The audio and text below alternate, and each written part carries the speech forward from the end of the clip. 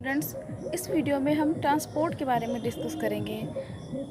Transport is the life process in a substance absorbed in one part of the body and of an organism is carried to other part of its body. मतलब transport किसी भी चीज़ को एक जगह से दूसरी जगह ले जाने के लिए हम जिस चीज़ का यूज़ करते हैं वो आता है ट्रांसपोर्ट कहलाता है। हमें अगर एक जगह से दूसरी जगह जाना होता है तो हम या तो बस का यूज़ करते हैं या तो कार का यूज़ करते हैं एज ए ट्रांसपोर्ट मीडियम। तो हमारी बॉडी में कौन सी चीज़ होती है जो ट्रांसपोर्ट का काम करती है? हमारी बॉडी में होता है ब्लड, जो कि हार्मोन, ऑक्सीजन, मिनरल और एसिमिलेटेड फूड को हमारी बॉडी के ऑल पार्ट्स में पहुंचा देता है। बेसिकली इस टॉपिक में हमें ट्रांसपोर्ट या तो प्लांट में पढ़ना है या तो ह्यूमन में पढ़ना है। तो चलिए स्टार्ट करते हैं। Transport in plants.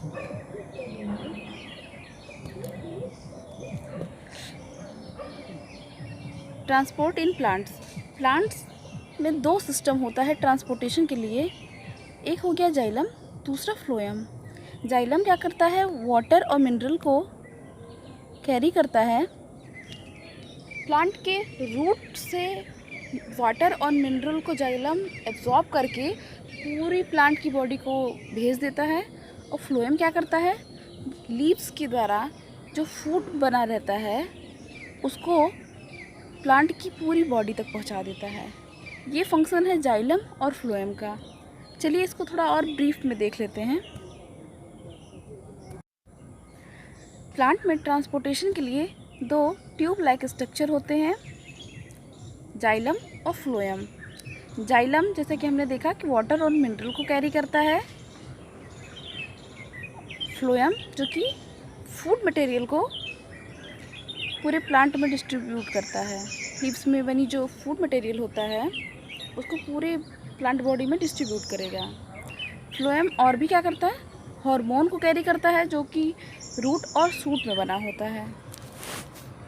तो मेनली जो ये प्रोसेस है ट्रांसपोर्टेशन का, ये 3 तरीके से होता है।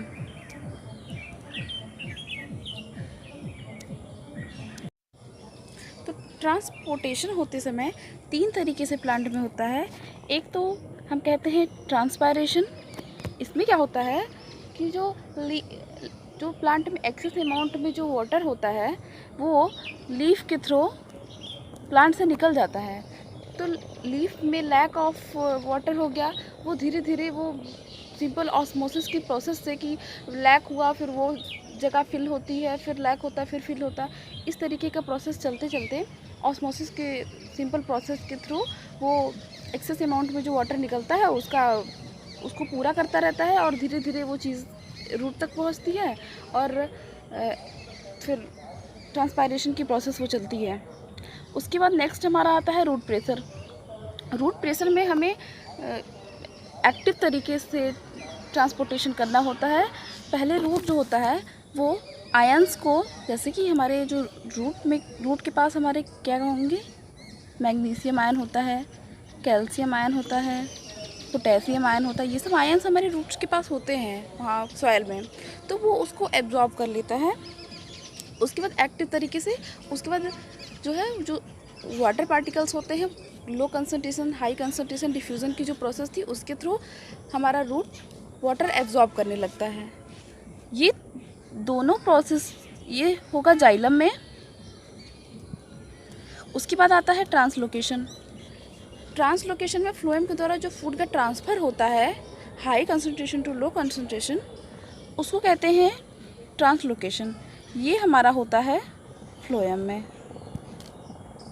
चलिए अब आगे देख लेते हैं। नेक्स्ट हम बात करते हैं जाइलम के बारे में। जाइलम में 2 चीज़ें होती हैं जो जाइलम को हेल्प करती हैं वाटर का एब्जॉर्प्शन और मिनरल एब्जॉर्प्शन के लिए। जाइलम में जाइलम वेसल्स पाई जाती हैं और ट्रैकीड्स पाए जाते हैं। जाइलम वेसल्स क्या करते हैं? Xylem vessels a non living long tube which run like a drain pipe through the plant। ये एक ड्रेन पाइप की तरह होता है जिसमें वाटर ऊपर से नीचे तक थ्रो होता हुआ चला जाता है। इसके बाद देखते हैं ट्रैकिड्स होते हैं। Tracheids are long thin spindle shaped cells with pits of their thick cell walls. आगे इसको हम डायग्राम में अच्छे से समझ लेते हैं।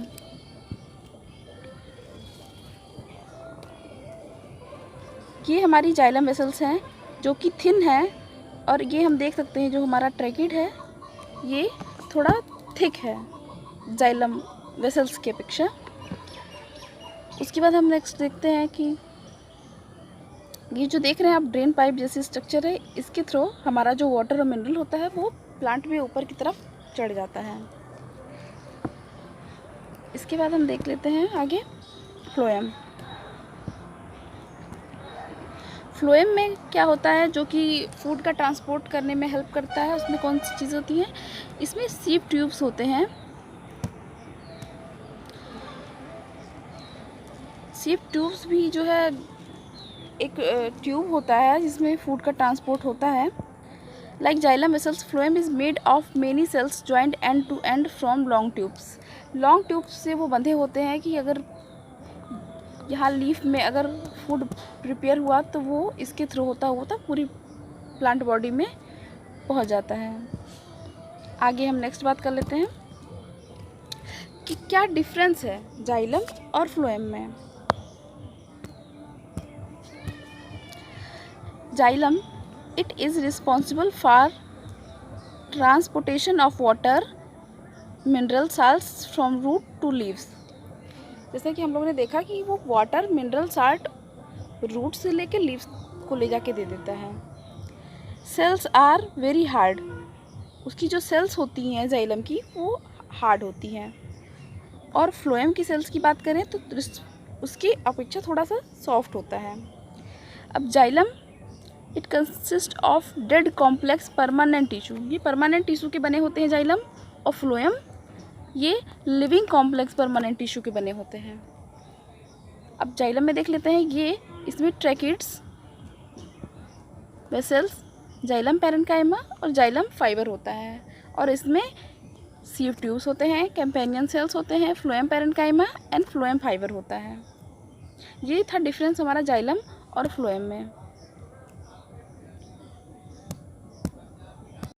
चलिए स्टार्ट करते हैं ट्रांसपोर्टेशन इन ह्यूमंस में ट्रांसपोर्टेशन कैसे होता है। अभी हम लोगों ने वीडियो के स्टार्टिंग में देखा था कि ब्लड था वो एक मीडियम था ट्रांसपोर्टेशन के लिए ह्यूमन में। तो चलिए सबसे पहले देखते हैं हम ब्लड के बारे में। Blood is a red coloured liquid which circulates in our body. Blood is red because it contains red pigment called hemoglobin in its red cells. Means कि ह्यूमन में जो ट्रांसपोर्टेशन ब्लड के द्वारा होगा, ब्लड क्या है? फ्लूइड कनेक्टिव टिश्यू है। Blood का कलर रेड होता है क्योंकि रेड कलर का पिगमेंट हीमोग्लोबिन कंटेन करता है। ब्लड एक कनेक्टिव टिश्यू है। ब्लड 4 थिंग से मिलके बना होता है, 4 चीज़ें होती हैं उसमें। Plasma, red blood carpals, white blood carpals और प्लेटलेट्स।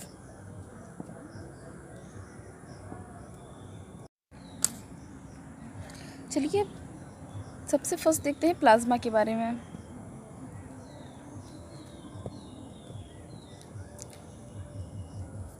प्लाज्मा ये हल्के येलोइश थोड़ा होता है, ये हल्के पीले रंग का होता है। इसमें 90% वाटर होता है, 10% इसमें ऑर्गेनिक सब्सटेंसेस होते हैं और अदर कंपाउंड्स होते हैं। इसके बाद हम देखते हैं जो हमारा ब्लड कार्पेल्स होते हैं। ब्लड कार्पेल्स को हम 3 पार्ट में डिवाइड करते हैं, RBC, WBC और प्लेटलेट्स। तो सबसे पहले देखते हैं RBC के बारे में हम जान लेते हैं। इसको एरिथ्रोसाइट भी कहते हैं। ये ऑक्सीजन कैरी करते हैं। हीमोग्लोबिन ऑक्सीजन को अट्रैक्ट करता है। जब फेफड़ों में एल्वेली के पास जो कैपिलरीज थी उनमें ब्लड का जो हीमोग्लोबिन होता था वो ऑक्सीजन को अट्रैक्ट करता था। आपने ट्रांसपायरेशन आप पढ़ रहे हैं, आप अगर रिस्पायरेशन वाले वीडियो देखेंगे मेरी, उसमें अच्छे से बिल्कुल समझाया हुआ है ये चीज़। अगर आपको ये चीज़ें नहीं समझ में आ रही हैं तो आप जाके उस वीडियो को देख लें, तो आपको चीज़ें अच्छे से क्लियर हो जाएंगी। तो जो हमारे लंग्स में जो एलुवेली था, वहाँ पे ऑक्सीजन जब पहुँचता है तो वहाँ पे जो ब्लड के कार्पल्स होते हैं वो उनमें हीमोग्लोबिन होता है, वो ऑक्सीजन को अट्रैक्ट कर लेता है। और उनमें क्या होता है, हाई अमाउंट में कार्बन डाइऑक्साइड होता है जो कि हमारे लंग्स के द्वारा लंग्स में चला जाता है, और ऑक्सीजन हीमोग्लोबिन के कारण ब्लड हमारा अट्रैक्ट कर लेता है, वो चला जाता है उसमें, और जिससे हमारी पूरी बॉडी फिर वो जाता है आगे। इसको हम आगे देखते हैं जब हमें। और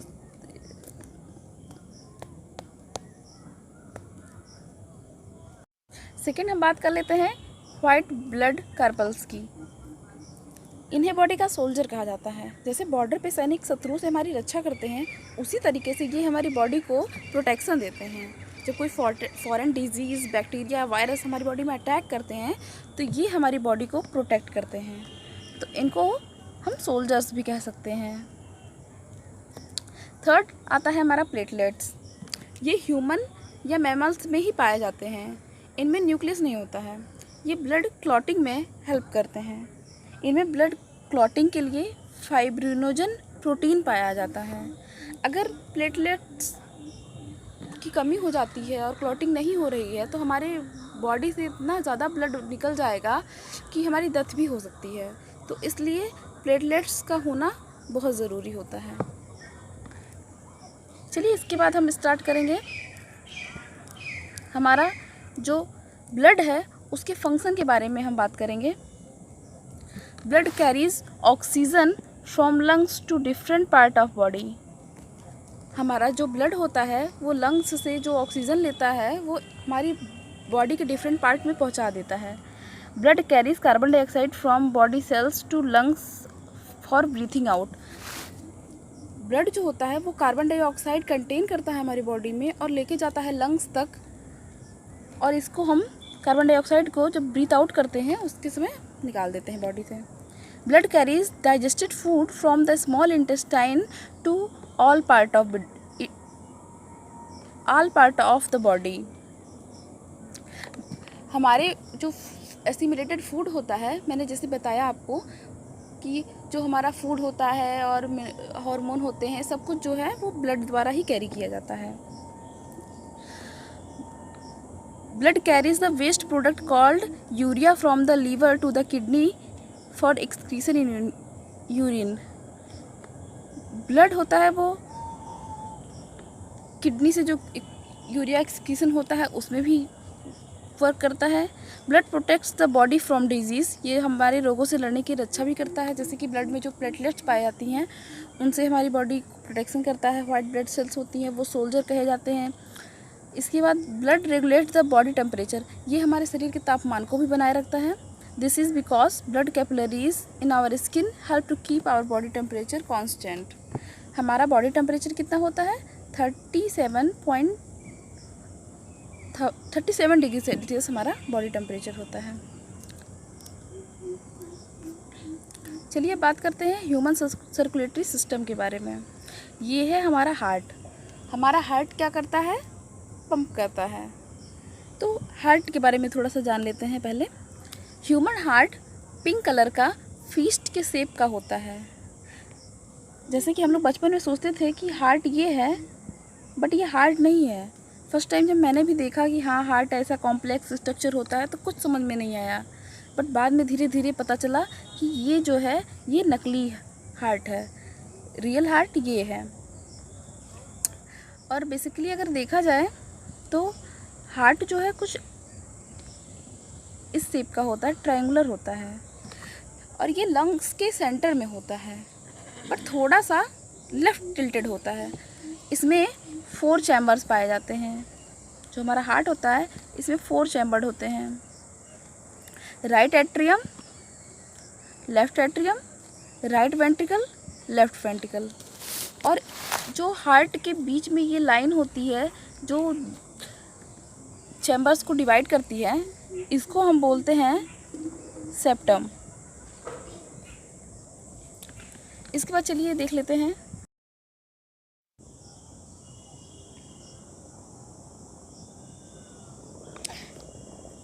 अब हम देखते हैं हार्ट के स्ट्रक्चर को ब्रीफ तरीके से समझ लेते हैं। तो इसमें जो जो चीज़ें हैं पहले वो देखेंगे कि ये हमारा है वेना कावा। वेना कावा क्या है? लार्जेस्ट जो हमारा वेन होता है उसको कहते हैं वेना कावा। तो जो लार्जेस्ट हमारा आर्टरी होता है उसको एरोटा कहते हैं। तो सबसे पहले जो बॉडी के डिफरेंट पार्ट से ऑक्सीजन वाला ब्लड होता है वो हमारे हार्ट के राइट एट्रियम में जाता है और वहाँ से राइट वेंट्रिकल में चला जाता है। राइट वेंट्रिकल से वो चला जाता है लंग्स में। लंग्स में क्या होता है? ऑक्सीजन होता है और ये जो कार्बन डाइऑक्साइड लिए रहता है उसको वहाँ पे वो रिलीज़ कर देता है और ऑक्सीजन को कैरी कर लेता है। फिर वो जो ब्लड होगा वो हमारे लेफ़्ट एट्रियम से आएगा। लेफ़्ट एट्रियम से वो लेफ़्ट वेंट्रिकल में जाएगा। लेफ़्ट वेंट्रिकल से वो हमारा लेफ़्ट वेंट्रिकल से ये ब्लड ऑक्सीजनेटेड ब्लड एरोटा के थ्रू हमारी पूरी बॉडी में चला जाता है। तो आर्टरीज़ जो होती हैं वो थोड़ी थिक उसकी वॉल होती है क्योंकि वहाँ पे जो हमारा हार्ट पंप करता है तो बहुत प्रेशर से ब्लड निकलता है और जो वेन होती है उसमें थोड़ा सा प्रेशर कम होता है तो इसलिए वो थोड़ी थोड़ी पतली होती हैं। तो जो हमारे हार्ट से जो ब्लड लंग्स तक ले जाती है उसको पल्मोनरी वेन कहते हैं। ये हो गया हमारा पल्मोनरी वेन। और जब फिर लंग्स से वो ऑक्सीजनेटेड ब्लड हमारी हार्ट में जाता है तो उसको पल्मोनरी आर्टरी कहते हैं। चलिए फिर आगे हम और सिंपल तरीके से समझ लेते हैं हार्ट के फंक्शन को। इस डायग्राम को हम ध्यान से देखते हैं तो ये जो ब्लू कलर से दिखाया गया है ये हमारी वेन्स हैं और ये जो रेड कलर की हैं जिनमें रिच इन ऑक्सीजन है ये हमारी आर्टरी है। तो इस तरह से हम देख सकते हैं कि जो वेन होती है वो रिच इन कार्बन डाइऑक्साइड होती है और जो आर्टरी होती है वो रिच होती है ऑक्सीजन में। और लार्जेस्ट जो वेन होती है वो वेना कावा, लार्जेस्ट आर्टरी को एरोटा। तो सबसे पहले जो हमारी ये कैपिलरीज हैं स्मॉल ट्यूब्स जो कि आर्टरी और वेन को कनेक्ट करती हैं। तो वेन में जो ऑक्सीजनेटेड ब्लड होता है, डीऑक्सीजनेटेड ब्लड होता है जो हमारी बॉडी से आया हुआ होता है वो हमारे हार्ट में जाता है। हार्ट में राइट एट्रियम में जाता है। राइट एट्रियम से राइट वेंट्रिकल में गया। राइट वेंट्रिकल से फिर वो ब्लड हमारे लंग्स में चला जाता है। लंग्स में जाता है पल्मोनरी आर्टरी के थ्रू, क्योंकि आर्टरी और वेन की डेफिनेशन जब हम देखते हैं तो जैसे जो हमारे हार्ट से जो ट्यूब ब्लड को ले जाता है उसको हम आर्टरी कहते हैं और जो हमारे लंग्स में लेके आता है ब्लड उसको वेन कहते हैं। तो इसलिए ये हमारे ब्लड को हमारे हार्ट से लंग्स में ले जा रहा है इसलिए इसको पल्मोनरी आर्टरी कहते हैं। लंग्स में क्या होता है? ऑक्सीजन और कार्बन डाइऑक्साइड डिफ्यूज़न के मीडियम से ट्रांसफ़र हो जाता है इनका। उसके बाद ये लंग्स से फिर लेफ़्ट एट्रियम के थ्रू हमारे हार्ट के पास पहुंचता है और फिर जाता है लेफ़्ट वेंट्रिकल। उसके बाद ये पूरी बॉडी में डिस्ट्रीब्यूट कर दिया जाता है। बॉडी में डिस्ट्रीब्यूशन के बाद उसमें क्या होता है? सेलुलर रेस्पिरेशन होता है जिससे बॉडी उससे एनर्जी एब्जॉर्ब करती है। ये प्रोसेस जो है ये दो तरीके से हो रहा है इसलिए इसको डबल सर्कुलेशन भी कहते हैं, क्योंकि एक बार बॉडी से हार्ट में जाता है ब्लड, उसके बाद सेकंड में होता है कि जो ब्लड होता है वो लंग्स से फिर हार्ट में आता है, इसलिए इसको डबल सर्कुलेशन भी कहते हैं।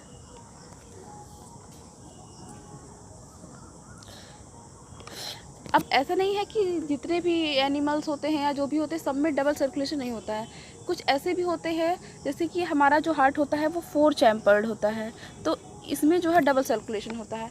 कुछ ऐसे भी एनिमल्स होते हैं जो थ्री हार्ट होता है, उनमें 3 चैम्बर्ड हार्ट, 2 चैम्बर्ड हार्ट, तो उनमें डबल सर्कुलेशन नहीं होता, उनमें यूनिडायरेक्शनल ही चलता है कि एक ही बार ब्लड गया और फिर एक ही बार में ब्लड पूरी बॉडी में चला गया। तो ये हमारा था ट्रांसपोर्टेशन।